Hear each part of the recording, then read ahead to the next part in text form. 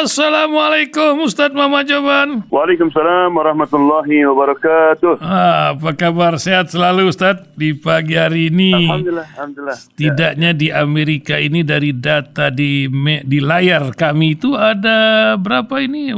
Amerika diberitakan 324 pendengar kami di sana melalui streaming. Para pendengar dimanapun di Jakarta sudah menunggu kabar dari Ustadz Muhammad Joban, apalagi di Purwakarta sana Ustadz.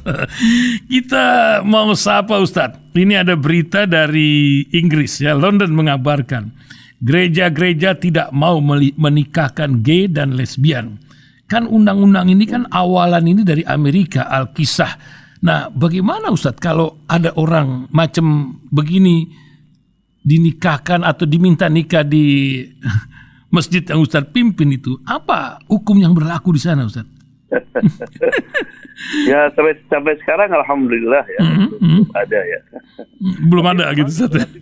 Alhamdulillah. Apalagi di mana ya, di daerah saya Washington State ini termasuk LGBT sangat kuat ya. Jadi dari mulai gubernur, dari pejabat-pejabat di pemerintahan, di Kongres itu banyak yang mensupport ya. Di sini banyak orang kerja di Microsoft yang kena mengkritik diberhentikan itu. Nah, jadi malah sekarang banyak orang takutlah ngomong itu. Tapi juga alhamdulillah meskipun demikian ya hukum masih berjalan di sini ya. Artinya kalau seorang imam misalnya menolak di mimbar di berjalan agama ya, tapi ya mesti berjuang juga karena ada kemungkinan orang yang minta kawin itu mereka pergi ke mahkamah mengesu gitu. Berarti inti diskriminasi. Lawyer ya. Ya, tapi sampai sekarang alhamdulillah artinya peristiwa ini belum ada. Insya Allah mudah-mudahan ada. Kadang-kadang kita Ustaz ini pendengar Rasil suka bingung sama budaya Barat. Orang baik macam Jessica Ardern kemarin misalnya di mana tuh di New Zealand. Dia mengundurkan diri mungkin karena ada laporan, ada ancaman, wallahu lah. Tapi yang jadi sorotan bagi para moralis itu setelah ini keluarga kami yang banyak berkorban, suami pendamping saya kita akan menikah. Ini Perdana Menteri. Jadi dia menikah setelah jadi Perdana Menteri, punya anak satu, baru menikah. Ini apa sebuah fenomena biasa. Kita kan pendengar ini harus punya wawasan lah. Jadi nggak kaget-kaget amat gitu kalau di sana dan bagaimana kita menyikapinya sebagai seorang Muslim. Ustaz. Silakan Ustaz. Ya memang di dunia Amerika Barat ini mereka sudah kehilangan arah ya. Karena memang pendidikan agama itu langka sekali. Di kita sekuler. Di sekolah nggak ada, di rumah nggak ada. Jadi orang tidak ada pedoman hidup ini. Ya, jadi kebebasan yang 15 gitu. Sehingga banyak juga kisah-kisah yang lebih dari itu. Jadi di sini kan banyak Muslim yang taxi driver. Itu kadang-kadang dia punya customer. Itu rumahnya kayak gedung putih lah, besar sekali, tapi nggak punya istri dia, nggak punya anak. Ketika ditanya kenapa kamu kawin, alasannya kenapa kawin katanya, nanti kalau kita cerai, si saya ngambil setengah harta saya katanya, saya yang rugi katanya. Ya kan kamu kan bisa menikmati anak gitu. Anak buat apa anak katanya? Anak kan pet katanya. Tadi anak kan melihara anjing. Anak kadang-kadang dia memusingkan katanya. Anjing nurut katanya. Kemudian pernah suatu hari dia disuruh jemput dia Sabtu malam ya. Dia jemput. Sebelum keluar ada seorang perempuan pakai pakaian perempuan. Duduk di belakang. Dia bilang, "Ayo go," katanya, pergi. Enggak, saya lagi nunggu Mr. John gitu kan. "Ayo go man," katanya. Rupanya dia. Jadi di sini ada namanya cross dressing namanya. Cross dressing. Jadi kena dengan macam-macam. Jadi kalau Sabtu weekend itu mereka jadi perempuan, pakai perempuan. Weekend at club. Ya, jadi memang begitu. Malah ada cerita kisah lucu. Jadi ada orang India Muslim, dia kerja di Microsoft, kemudian timnya itu sekitar 30 orang. Hari perkenalan, masing-masing mengenalkan diri, namanya saya ini misalnya. Terus bilang anak saya punya anak 2, 1, 2, segitu aja. Kemudian orang-orang India ini punya anak 6. Saya punya anak 6 gitu ya. What? It is rabbit katanya. Kayak kelinci. Jadi rupanya mereka yang punya anak 1, 2 itu bukan anak benar. Artinya anjing, kelinci, kucing gitu. Jadi sangkanya dia punya anak 6 mesti kelinci nih, rabbit kan ya, bukan manusia. Kaget dia. Ya salam, luar biasa. Mungkin ada sebuah apa? Gimana Ustaz? Ya, ada sebuah hadis ya kata Nabi, di akhir zaman nanti orang lebih senang memelihara pet, artinya binatang daripada anaknya sendiri katanya. Wah, kumpul lagi nih cerita akhir zaman nih, karena kan memang Saudi membangun penduduk pakai sendal hijau royo-royo, tapi ya cocokologi orang terus harus semangat. Mungkin ini pula yang akan dibahas nanti malam kalau nggak salah Ustaz Joban ya, dengan Indonesia Leader Talk, karena mendidik anak di luar negeri ini apalagi para diaspora ini gampang-gampang susah begitu, bukan begitu Ustaz Joban? Ya. Insya Allah banyak sekali ikunya ya. Yang akan dibahas nanti itu Indonesia Leader Talk. Apa ini Ustaz, berita dari langit kali ini yang akan disampaikan? Pendengar di Amerika juga banyak nih, di Kanada yang menunggu kabar pagi hari ini. Ya, kan di sana malam hari begitu Ustaz ya, sudah mulai aktivitas malam hari di sana. Udah lepas Isya ya sekarang Ustaz ya? Belum sampai Isya, dingin minta ampun lagi. Silakan Ustaz, silakan. Bismillahirrahmanirrahim. Alhamdulillahirabbil alamin wassalatu wassalamu ala sayyidina Muhammad wa alihi washabihi ajmain. A'udzu billahi minasyaitonir rajim. Qul in kuntum tuhibbunallaha fattabi'uni yuhibbukumullah wa yaghfir lakum dhunubakum wallahu ghafurur rahim. Katakanlah Muhammad, jika kamu sekalian cinta kepada Allah, maka ikutilah aku. Maka Allah akan mencintaimu dan mengampuni dosamu. Ayat ini dalam surat Imran, ayat 31, turun ketika para sahabat mengaku bahwa mereka cinta kepada Allah SWT. Maka Allah turunkan ayat ini. Kalau kamu cinta kepada Allah, syaratnya ikuti aku. Para mufassirin ada yang mengatakan bahwa ini menunjukkan bahwa Islam itu dimulai dengan cinta dan diakhiri dengan cinta. Jadi ketika kita akan mengenal Allah, dimulai dengan cinta. Baik. Oleh karena itu, maka Nabi ketika di Mekah selama 13 tahun, itu ajarannya satu aja, cinta. Gimana supaya mencintai Allah Subhanahu wa Ta'ala. 13 tahun itu. Baik. Tidak ada salat, tidak ada puasa. Baik. Malah juga nggak ada banyak yang diharamkan. Sahabat masih main judi begitu, masih minum. Perang Badar itu masih ada yang minum. Baik. Kemudian juga ketika Allah mengatakan dalam surat Al-Maidah, ya ayyuhalladzina amanu man yartadda minkum an dinihi. Hai orang-orang beriman, barang siapa yang murtad dari agamanya. Baik. Fasawfa yatillahu biqaumin yuhibbuhum wa yuhibbuna. Ya, Allah akan mendatangkan suatu kaum yang Allah cinta kepada mereka dan mereka cinta kepada Allah. Subhanallah. Jadi menyebabkan orang itu murtad, ada murtad yang penuh, ada murtad setengah-setengah. Artinya orang sampai meninggalkan agama, sampai nggak salat, nggak puasa, itu apa sebetulnya? Kalau kita lihat ayat ini menunjukkan bahwa karena lack of love. Dulu itu salat, puasa semuanya, tapi cinta nggak ada. Nah, karena kata Allah, kami akan gantikan dengan kaum better than you. Apa kaum itu? Yuhibbuhum. Allah cinta mereka dan cinta kepada Allah SWT.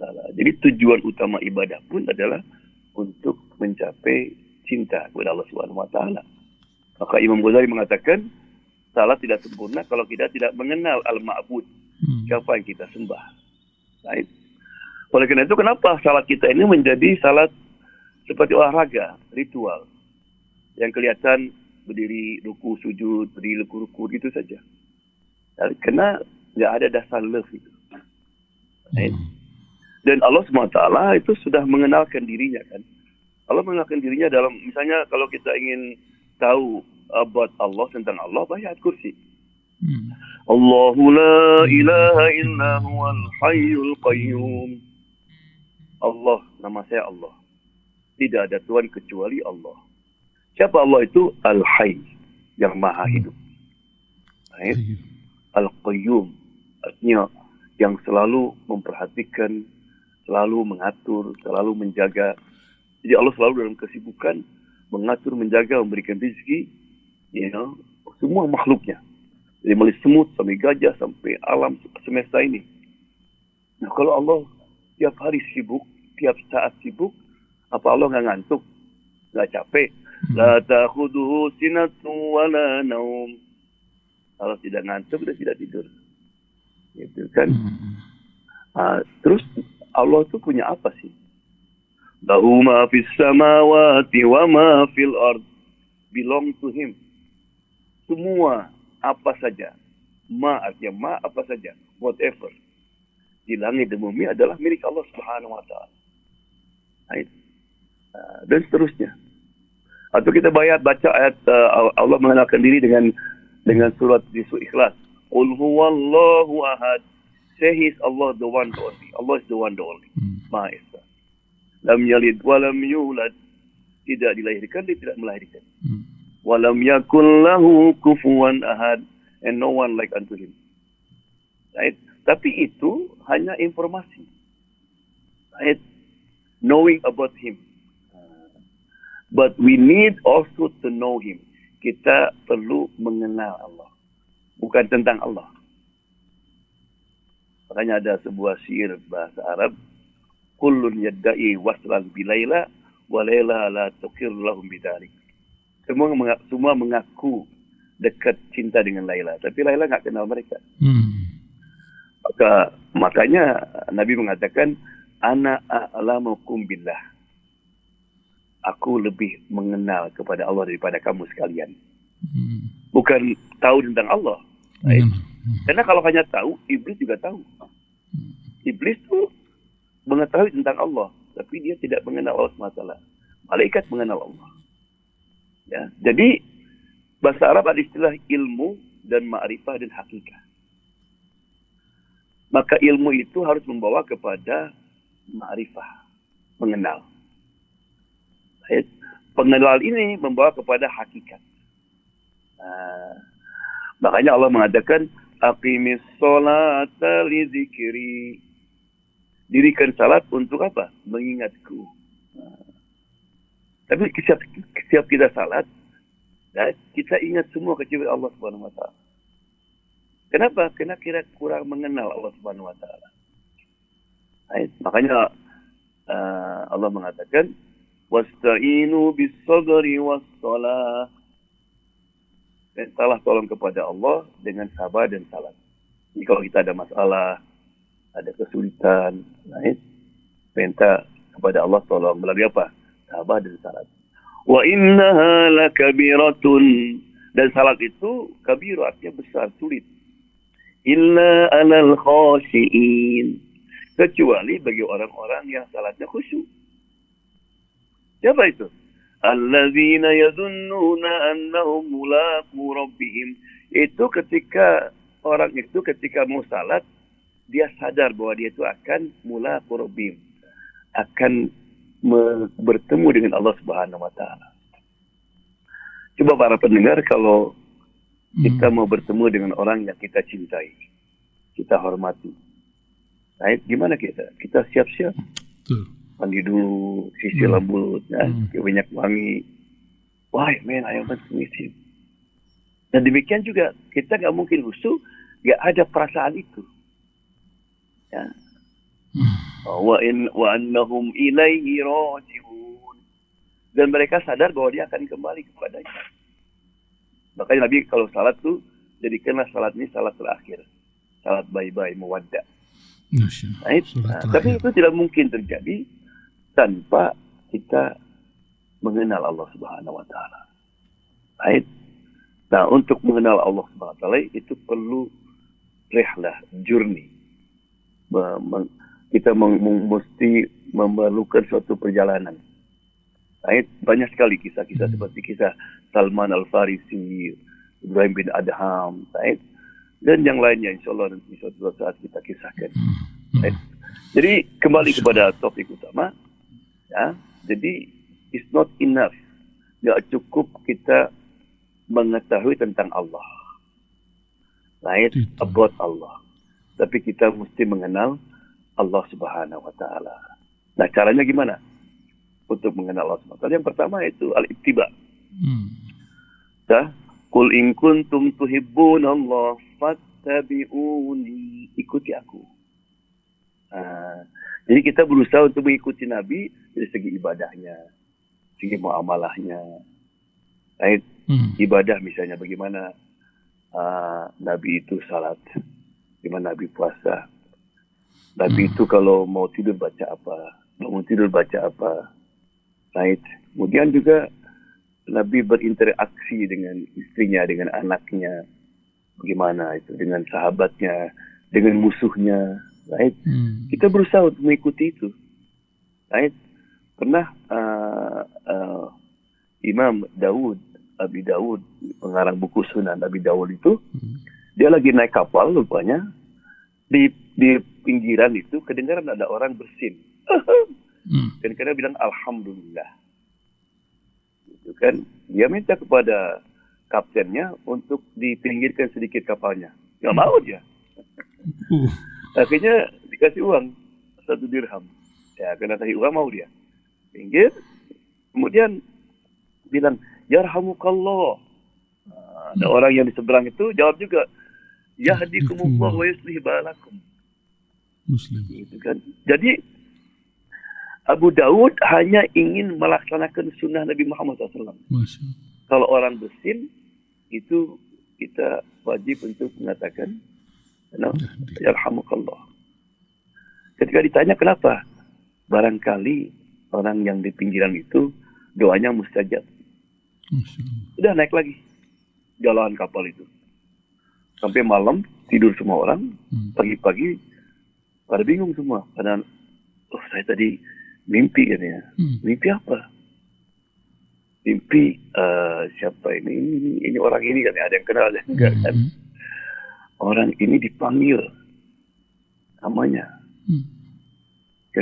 Abu Daud istaro jannah bidirham. Abu Daud telah membeli surga dengan 1 dirham. Masya Allah. Jadi sekapal, orang semua sekapal mimpi. Abu Daud menjadi penghuni surga. Allah. Dengan 1 dirham. Karena dia berusaha untuk mengikuti sunnah Muhammad SAW. Baik. Yang kedua, untuk kita mengenal Allah, sering ke rumahnya. Baik. Rumah Allah di mana? Di masjid. Masjid. Karena di masjid itu kita akan menemukan cahaya Allah. Baca surat-surat ini apa? An-Nur misalnya. Allahu nurus samawati wal ard. Allah adalah cahaya langit dan bumi. Ayat berikutnya apa? Di mana cahaya? Fi buyutin, di rumah-rumah. Rumah Allah Subhanahu wa taala. Ayat. Jadi maka kita kalau nggak bisa tiap waktu, paling tidak jangan lupa ya, subuh atau isya ada sehari itu ada ke masjidnya itu. Kalau kita nggak bisa 5 waktu, apalagi hari Jumat subuh ya. Karena kan salat yang paling afdal 5 waktu itu salat subuh kan. Ya. Kemudian hari yang paling afdal hari Jumat. Tempat yang paling afdal salat jamaah di masjid. Allah, bayangkan coba. Right? Subhanallah. Maka kalaupun kita nggak bisa, jangan ketinggalan hari Jumat subuh untuk di masjid. Karena hari yang paling afdal, salat yang paling afdal juga di rumah Allah Subhanahu wa taala. Yang ketiga adalah selalu dalam keadaan tobat kepada Allah Subhanahu wa taala. Banyakkan baca istighfar. Bagi kita nunggu bis, bagi kita ngantri apa saja, bacakan istighfar kepada Allah Subhanahu wa taala. Baik. Kemudian juga selalu berada di lingkungan yang baik, bersahabat dengan orang-orang yang soleh. Malah ada sebuah hadis yang bagaimana pengaruh orang-orang soleh itu. Jadi sahabat, kan ada malaikat yang naik turun kan. Subuh dia turun, kembali lagi asar. Nah, setiap naik dia laporan sama Allah SWT. Bahwa ketika saya tinggalkan, mereka lagi kumpul-kumpul, lagi pengajian atau lagi baca Quran sama-sama. Tapi ada orang nggak niat dia, karena ada perlu sama temannya, maka ia ikut duduk juga. Kata Allah masukkan juga dia, dimasukkan itu. Right? Kemudian jangan lupa aja, saya sering uraikan di sini, kita harus ada waktu untuk khulwah, untuk menyendiri. Only you and Allah Subhanahu wa taala. Dan the best time adalah menjelang subuh. Bangun setengah jam. Adakan khulwah, berdialog dengan Allah Subhanahu wa taala. Saya lupakan semua dunia ini. Ya, kita mengadu kepada Allah Subhanahu wa taala. Dan yang terakhir, doa yang Nabi ajarkan ya. Allahumma inna nas'aluka hubbak wa hubba man yuhibbuk wa hubba amalin yuqarribuna ila hubbik. Ya Allah, kami memohon cintamu ya Allah. Berikanlah dalam hatiku cinta kepadamu. Dan cinta orang yang mencintaimu. Dan cinta kepada amal yang membuat kamu cinta kepadaku dengan perbuatan itu. Right? InsyaAllah mudah-mudahan kita minal muhibbin. Right? Mudah-mudahan kita bisa mengenal Allah Subhanahu wa taala sehingga kita bisa menikmati beribadah. Nikmat di dunia, nikmat di akhirat. InsyaAllah. InsyaAllah. Assalamualaikum warahmatullahi wabarakatuh. Waalaikumsalam warahmatullahi wabarakatuh. Sampai nanti malam di Jakarta, di sini Ustaz. Pagi di sana mungkin ya. Indonesia Leader Talk dengan mendidik anak di luar negeri. Apa sudah koordinasi Ustaz? Iya, mungkin di sini saya subuh kali. Subuh ya. Malam. InsyaAllah di sini malam. Subuh di sini ya. Iya. InsyaAllah mudah-mudahan dapat pencerahan buat para ekspatriat juga orang-orang yang banyak akan keluar negeri. Terima kasih Ustaz Muhammad Joban pagi hari ini luar biasa. Mudah-mudahan Allah memberikan kesehatan dan keberkahan. Assalamualaikum Ustaz Muhammad Joban. Assalamualaikum warahmatullahi wabarakatuh.